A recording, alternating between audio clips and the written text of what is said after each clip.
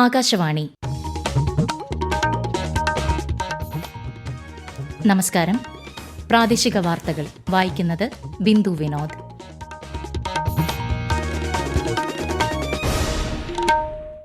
പ്രധാന വാർത്തകൾ. പ്രധാനമന്ത്രി നരേന്ദ്രമോദി രാജ്യത്തെ അഭിസംബോധന ചെയ്യും. അഭിസംബോധന ഇന്ന് രാത്രി 8:30. ബജറ്റ് സമ്മേളനം പൂർത്തിയാക്കി പാർലമെന്റിന്റെ ഇരുസഭകളും അനിശ്ചിതകാലത്തേക്ക് പിരിഞ്ഞു. 3 ദിവസത്തെ പ്രത്യേക സമ്മേളനവും ഇന്ന് പൂർത്തിയായി. ഈ വർഷത്തെ ഹജ്ജ് തീർത്ഥാടനത്തിന് തുടക്കം. 371 തീർത്ഥാടകരുടെ ആദ്യ സംഘം ന്യൂഡൽഹിയിൽ നിന്ന് മക്കയിലേക്ക് യാത്ര തിരിച്ചു. വാൽപ്പാറ അപകടത്തിൽ മരിച്ച 9 പേർക്കും വിട നൽകി ജന്മനാട്. അന്തിമോപചാരം അർപ്പിച്ച് നിരവധി പേർ. സംസ്ഥാനത്ത് കനത്ത ചൂട് തുടരുന്നു. തിങ്കളാഴ്ച മുതൽ ചിലയിടങ്ങളിൽ വേനൽ മഴയ്ക്ക് സാധ്യതയെന്ന് കാലാവസ്ഥാ വകുപ്പ്. IPL ക്രിക്കറ്റിൽ റോയൽ ചലഞ്ചേഴ്സ് ബംഗളൂരുവിനെതിരെ ഡൽഹി ക്യാപിറ്റൽസിന് 176 റൺസ് വിജയലക്ഷ്യം. വാർത്തകൾ വിശദമായി.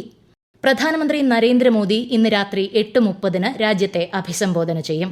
വനിതാ സംവരണവുമായി ബന്ധപ്പെട്ട ഭരണഘടനാ ഭേദഗതി ബിൽ ഇന്നലെ ലോക്സഭയിൽ പാസ്സാകാത്തതിന് പിന്നാലെയാണ് പ്രധാനമന്ത്രിയുടെ അഭിസംബോധന. ബിൽ പാസാക്കാൻ ആവശ്യമായ 3/2 ഭൂരിപക്ഷം പ്രതിപക്ഷ പാർട്ടികളുടെ പിന്തുണ ലഭിക്കാത്തതിനെ തുടർന്ന് നേടാൻ സാധിക്കാതെ വരികയായിരുന്നു. ബജറ്റ് സമ്മേളനം പൂർത്തിയാക്കി പാർലമെന്റിന്റെ ഇരുസഭകളും അനിശ്ചിതകാലത്തേക്ക് പിരിഞ്ഞു. ജനുവരി 28 ആരംഭിച്ച ബജറ്റ് സമ്മേളനത്തിന് ശേഷം വനിതാ സംവരണ ഭേദഗതി ബില്ലുമായി ബന്ധപ്പെട്ട് ഈ മാസം 16 മുതൽ 3 ദിവസത്തെ പ്രത്യേക സമ്മേളനവും ചേർന്നിരുന്നു. ലോക്സഭയിൽ ഈ കാലയളവിൽ 31 സിറ്റിംഗുകൾ നടന്നതായും അവതരിപ്പിച്ച 12 ബില്ലുകളിൽ 9 എണ്ണം പാസാക്കുകയും ചെയ്തതായി സമ്മേളനത്തിന്റെ അവസാന ദിവസമായ ഇന്ന് സ്പീക്കർ ഓം ബിർല പറഞ്ഞു. ബജറ്റ് സമ്മേളനത്തിൽ രാജ്യസഭ 157 മണിക്കൂറിലധികം പ്രവർത്തിച്ചതായി സഭാ അധ്യക്ഷൻ CP രാധാകൃഷ്ണൻ അറിയിച്ചു. ഇന്ത്യയിൽ നിന്നുള്ള ഈ വർഷത്തെ ഹജ്ജ് തീർത്ഥാടനത്തിന് തുടക്കമായി. 371 തീർത്ഥാടകർ അടങ്ങുന്ന ആദ്യ സംഘം ന്യൂഡൽഹിയിൽ നിന്ന് സൗദി അറേബ്യയിലേക്ക് യാത്ര തിരിച്ചു. ഇന്ദിരാഗാന്ധി അന്താരാഷ്ട്ര വിമാനത്താവളത്തിൽ കേന്ദ്ര ന്യൂനപക്ഷകാര്യ മന്ത്രാലയം സെക്രട്ടറി ശ്രീവത്സ കൃഷ്ണ ഹജ്ജ് തീർത്ഥാടകരെ യാത്രയാക്കി. സംസ്ഥാന ഹജ്ജ് കമ്മിറ്റിക്ക് കീഴിൽ ഈ വർഷം കൊച്ചിയിൽ നിന്നുള്ള ആദ്യ ഹജ്ജ് വിമാനം ഈ മാസം 30 ഉച്ചയ്ക്ക് 2:10 കൊച്ചിയിൽ നിന്ന് പുറപ്പെട്ട് വൈകുന്നേരം 5:30 ജിദ്ദയിൽ എത്തിച്ചേരും. മൊത്തം 20 സർവീസുകളാണ് കൊച്ചിയിൽ നിന്ന് ഷെഡ്യൂൾ ചെയ്തിട്ടുള്ളത്. കേരളത്തിൽ കൊച്ചി, കോഴിക്കോട്, കണ്ണൂർ എന്നിവിടങ്ങളിലാണ് എംബാർക്കേഷൻ പോയിന്റുകൾ സജ്ജമാക്കിയിട്ടുള്ളത്. വാൽപ്പാറ അപകടത്തിൽ മരിച്ചവർക്ക് അന്ത്യാഞ്ജലി അർപ്പിച്ച് ജന്മനാട്. 9 മൃതദേഹങ്ങളും സംസ്കരിച്ചു. മലപ്പുറം പാങ്ങിലെ അമ്പലത്തറ HSSൽ പൊതുദർശനത്തിന് വെച്ച മൃതദേഹങ്ങളിൽ മന്ത്രി V ശിവൻകുട്ടി ഉൾപ്പെടെ നിരവധി പേർ അന്തിമോപചാരം അർപ്പിച്ചു. സ്കൂളിൽ നിന്നുള്ള വിനോദയാത്രാ സംഘം സഞ്ചരിച്ച വാൻ ഇന്നലെ വാൽപ്പാറ ചുരം റോഡിൽ 500 അടി താഴ്ചയിലേക്ക് മറിഞ്ഞാണ് അപകടമുണ്ടായത്. സംസ്ഥാനത്ത് കനത്ത ചൂട് തുടരുന്നു. പാലക്കാട് ജില്ലയിൽ താപനില 40 ഡിഗ്രി സെൽഷ്യസ് വരെയും, കൊല്ലത്ത് 39 ഡിഗ്രി സെൽഷ്യസ് വരെയും, കോട്ടയത്ത് 38 ഡിഗ്രി സെൽഷ്യസ് വരെയും ഉയരുമെന്ന് കാലാവസ്ഥാ വകുപ്പ് അറിയിച്ചു. ഉയർന്ന ചൂടിന്റെ സാഹചര്യത്തിൽ ദുരന്ത നിവാരണ അതോറിറ്റി ജാഗ്രതാ നിർദ്ദേശങ്ങൾ പുറത്തിറക്കി. അതിനിടെ സംസ്ഥാനത്ത് ചിലയിടങ്ങളിൽ തിങ്കളാഴ്ച മുതൽ ഇടിമിന്നലോട് കൂടിയ മഴയ്ക്ക് സാധ്യതയുണ്ടെന്നും കാലാവസ്ഥാ വകുപ്പ് അറിയിച്ചു. പകൽ താപനില ഉയരുന്ന സാഹചര്യത്തിൽ ഭക്ഷ്യസുരക്ഷാ വകുപ്പ് പരിശോധനകൾ ഊർജിതമാക്കിയതായി ആരോഗ്യമന്ത്രി വീണ ജോർജ്. കുടിവെള്ളം, ജ്യൂസ് കടകൾ, ജ്യൂസ് നിർമ്മാണ യൂണിറ്റുകൾ എന്നിവ കേന്ദ്രീകരിച്ചാണ് പരിശോധനകൾ. ജില്ലകളിൽ ഭക്ഷ്യസുരക്ഷാ അസിസ്റ്റന്റ് കമ്മീഷണർമാരുടെ നേതൃത്വത്തിലാണ് പരിശോധന. ഷവർമ ഉൾപ്പെടെയുള്ള ഭക്ഷ്യവസ്തുക്കൾ വിൽക്കുന്ന സ്ഥാപനങ്ങൾ കേന്ദ്രീകരിച്ചും പരിശോധനകൾ ശക്തമായി തുടരുകയാണെന്നും ആരോഗ്യമന്ത്രി അറിയിച്ചു.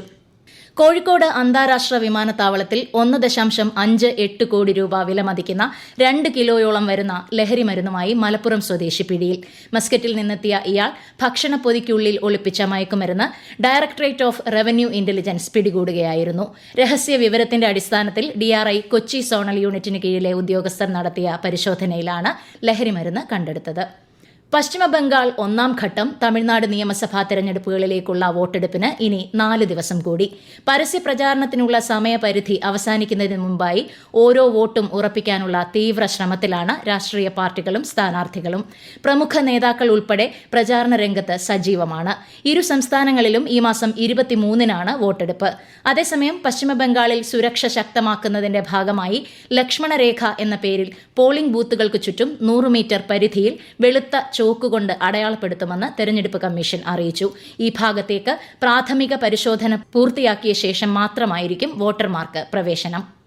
മംഗളാദേവി ചിത്ര പൌർണമി ഉത്സവത്തിന് എത്തുന്ന ഭക്തർക്ക് സുഗമവും സുരക്ഷിതവുമായ ദർശനം ഉറപ്പാക്കാൻ ക്രമീകരണങ്ങൾ ഒരുക്കി ഇടുക്കി, തേനി ജില്ലാ ഭരണകൂടങ്ങൾ. ഇരു ജില്ലാ കളക്ടർമാരുടെയും നേതൃത്വത്തിൽ കുമളിയിൽ ചേർന്ന അന്തർ സംസ്ഥാന അവലോകന യോഗത്തിലാണ് ഇത് സംബന്ധിച്ച തീരുമാനമായത്. ആകാശവാണി ഇടുക്കി ജില്ലാ പ്രതിനിധി രതീഷ് കൃഷ്ണ തയ്യാറാക്കിയ റിപ്പോർട്ട്.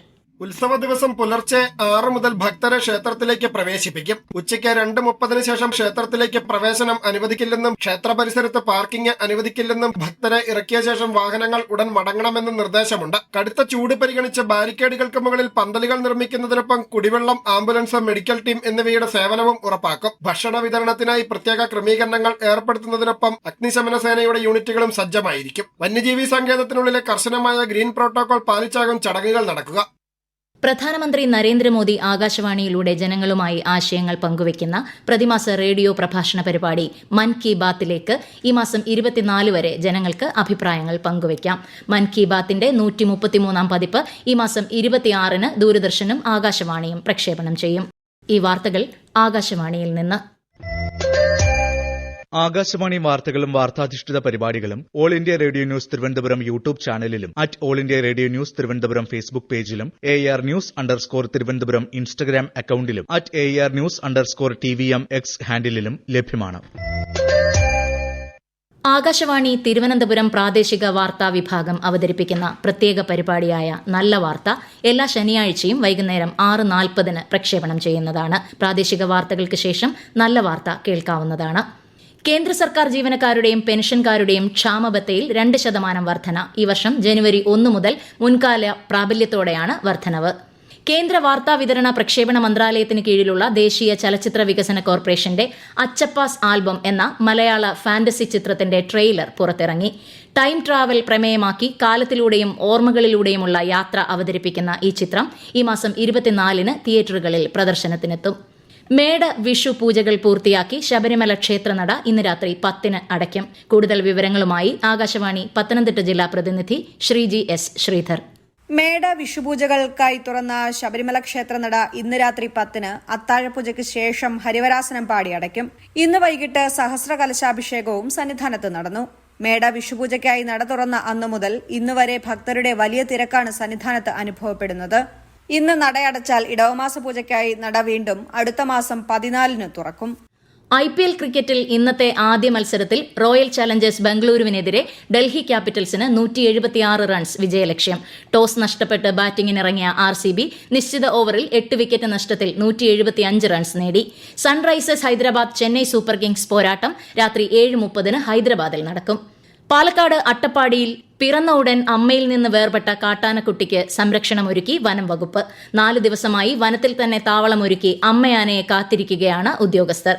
ആകാശവാണി പാലക്കാട് ജില്ലാ പ്രതിനിധി ഫൈസൽ അലിമുത്ത് തയ്യാറാക്കിയ റിപ്പോർട്ട്. അബ്ബന്നൂർ കാട്ടിൽ നിന്ന് വിഷുത്തലേന്നാണ് ജനിച്ച് മണിക്കൂറുകൾ മാത്രമായ കുട്ടിയാനയെ നീർച്ചാലിൽ പാറകൾക്കിടയിൽ കുടുങ്ങിയ നിലയിൽ കണ്ടെത്തുന്നത്. ആനക്കൂട്ടം പോയ വഴിയെ വിടാൻ ശ്രമിച്ചെങ്കിലും ആനക്കുട്ടിക്ക് നടക്കാൻ ബുദ്ധിമുട്ടുള്ളതിനാൽ കഴിഞ്ഞില്ല. തുടർന്നാണ് വിഷ്ണു എന്ന പേരുമിട്ട് വനത്തിൽ തന്നെ ഫോറസ്റ്റ് വെറ്റിനറി ഓഫീസറുടെ മേൽനോട്ടത്തിൽ ലാക്ടജനും ഇളനീരും മരുന്നുകളും നൽകി സംരക്ഷിക്കാൻ തീരുമാനിക്കുന്നത്. അമ്മയാന ഒരാഴ്ച കഴിഞ്ഞിട്ടും എത്തിയില്ലെങ്കിൽ കുട്ടിയാനയെ ഏതെങ്കിലും ആന പരിപാലന കേന്ദ്രത്തിലേക്ക് മാറ്റാനാണ് തീരുമാനം. പത്തനംതിട്ട കുമ്പഴയിൽ ഓട്ടോയും ലോറിയും കൂട്ടിയിടിച്ച് 2 പേർ മരിച്ചു. റാന്നി വടശ്ശേരിക്കര സ്വദേശികളായ ഓട്ടോ ഡ്രൈവർ ഫിലിപ്പ്, ബന്ധുവായ ജിൻസി സാലി എന്നിവരാണ് മരിച്ചത്. ഇരുവരെയും പത്തനംതിട്ട ജനറൽ ആശുപത്രിയിൽ എത്തിച്ചെങ്കിലും രക്ഷിക്കാനായില്ല. 2011 കണ്ണൂർ ആലക്കോട് തിമിരിയിൽ RSS പ്രവർത്തകരെ ബോംബെറിഞ്ഞ് കൊലപ്പെടുത്താൻ ശ്രമിച്ച കേസിൽ പഞ്ചായത്ത് അംഗം ഉൾപ്പെടെ 10 പേർക്ക് 25 വർഷം തടവും 2,60,000 രൂപ വീതം പിഴയും ശിക്ഷ വിധിച്ചു. തളിപ്പറമ്പ് അഡീഷണൽ ജില്ലാ സെഷൻസ് കോടതിയാണ് ശിക്ഷ വിധിച്ചത്. ശിക്ഷാവിധിയോടെ പഞ്ചായത്ത് അംഗം അയോഗ്യനാക്കപ്പെടും. കേരള ലക്ഷദ്വീപ് NCC ഡയറക്ടറേറ്റിന് കീഴിലുള്ള വൺ കേരള ഗേൾസ് ബറ്റാലിയന്റെ വാർഷിക പരിശീലന ക്യാമ്പിന് തുടക്കമായി. ജഗതി ബധിര വിദ്യാലയത്തിൽ ഇന്നലെ ആരംഭിച്ച ക്യാമ്പ് ഈ മാസം 26 സമാപിക്കും. പ്രധാന വാർത്തകൾ വീണ്ടും. പ്രധാനമന്ത്രി നരേന്ദ്രമോദി രാജ്യത്തെ അഭിസംബോധന ചെയ്യും. അഭിസംബോധന ഇന്ന് രാത്രി 8:30.